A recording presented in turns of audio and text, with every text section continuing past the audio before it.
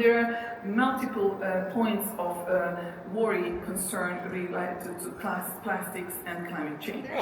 However, there are visions how this industry could also go towards net zero carbon, and what you see here is one vision where you see that mechanical recycling taking its role, but also chemical recycling needs to be increasingly important, but for that we do need strong... And your speech are very impressive, so we want to ask you one question.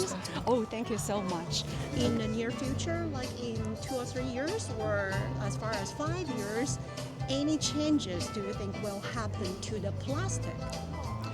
Plastic is definitely a material that enables our lives to be significantly better. It enables hygiene, comfort, and it gives us many services that we couldn't get from other materials. Nevertheless, it also is associated with very high levels of pollution, as well as potentially increasing our climate change. So we do need to change. However, fortunately, there are many solutions. We are getting better and better in recycling plastic. Nevertheless, for this, we need better eco-design. So designing products which can be separated to different types of plastics, which is easier to recycle, but also more organized, separated waste selection. But I think overall we will not be able to tackle this problem unless we do learn to live with less plastics, which doesn't mean that our lifestyle should be compromised, but for example switching from less single-use plastic where it's not necessary to more permanent alternatives, also to use more bio-based materials.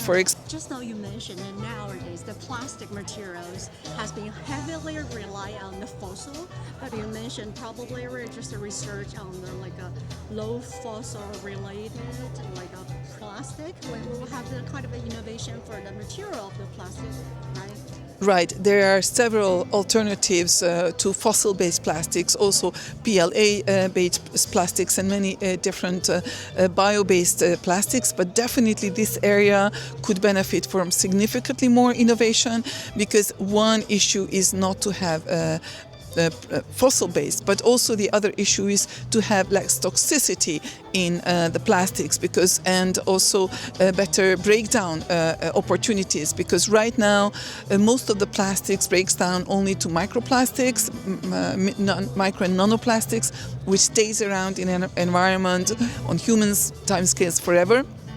So if all these criteria are considered, then the industry can still have a lot of room for further innovation to tackle all these challenges together to develop better plastics, which has to also stay affordable, because right now plastic is a very affordable alternative to many of the products and materials that we're using.